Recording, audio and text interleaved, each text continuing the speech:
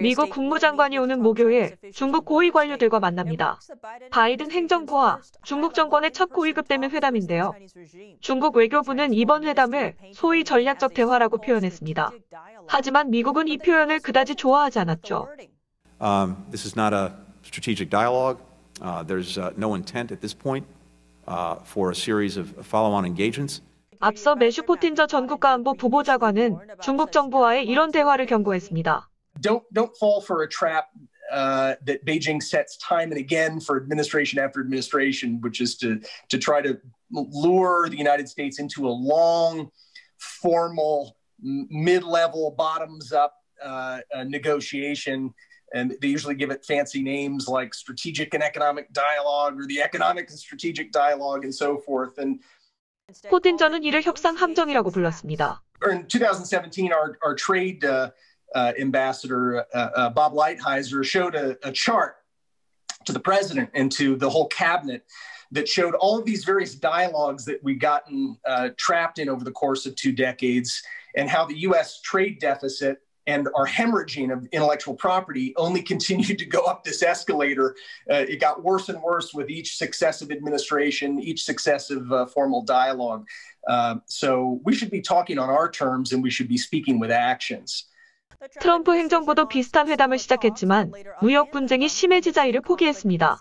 양국은 무역 협상이 체결된 2020년 초 대화를 재개하기로 약속했지만 팬데믹으로 진행되지 않았습니다. 역사적으로 중국 공산당과의 협상은 의심스러운 결과를 낳았습니다. 중국 공산당이 중국에서 반란군이었을 당시에 그들은 당시 민족주의 정부에 지속적으로 대화를 요구했습니다. 이런 요구는 중국 공산당이 약화됐거나 거의 완전히 진압됐을 때 가장 두드러졌죠. 하지만 대화를 통해 숨쉴 여유를 확보한 중국 공산당은 재빨리 힘을 되찾았고 결국 민족주의 정부를 중국 본토에서 대만으로 몰아냈습니다. 이에 교훈을 얻은 장진거 전 대만 총통은 자신의 산불 정책에 따라 향후 공산주의자와의 모든 대화를 거부했습니다. 여기서 산불 정책이란 중국 공산주의자와의 접촉,談判, 타협을 거부하는 정책을 뜻합니다. 중국은 2001년 세계무역기구에 가입할 수 있었습니다. 중국 정권은 시장경제 규칙을 준수하고 협상 중에 공정하게 행동하겠다고 약속했죠. 하지만 2020년 미국 무역대표부의 보고서에 따르면 중국 정권은 약속한 것과는 다른 행보를 보였습니다. 부당한 산업보조금 지급, 외국 기술을 훔치기 위해 국가가 후원하는 사이버 절도 캠페인 도입, 외국 기업의 기술 이전 강요, 특정 산업의 외국 공급업체가 시장에 접근하는 것을 거부하는 등이었죠. 중국 정권은 북핵 협상도 이용하고 있습니다. 대북 영향력을 지렛대 삼아 미국의 별 관련 없는 문제에 대해 정치적으로 요구하고 있죠. 이를 위해 중국 정부는 북한에 원조를 제공하고 중국 기업들은 북한이 핵제재를 피하도록 돕고 있습니다. 동시에 중국 외교부는 미국이 대만의 무기 판매 중단을 거부할 경우 북한 협상을 위협할 것이라고 공개적으로 천명했습니다. 미국은 무기 판매를 통해 대만이 중국 본토의 침략 가능성에 맞서 스스로 방어할 수 있도록 지원하고 있습니다. 중국 정부가 협상과 협력을 요구한 건 이뿐만이 아닙니다. 지난해 유엔 모임에서 시진핑 중공 총서기는 탄소 배출량을 줄이겠다는 야심찬 계획을 발표했습니다. 하지만 2020년 중국은 전 세계 모든 나라를 합친 것보다 3배 이상 더 많은 석탄 발전 용량을 확충했습니다.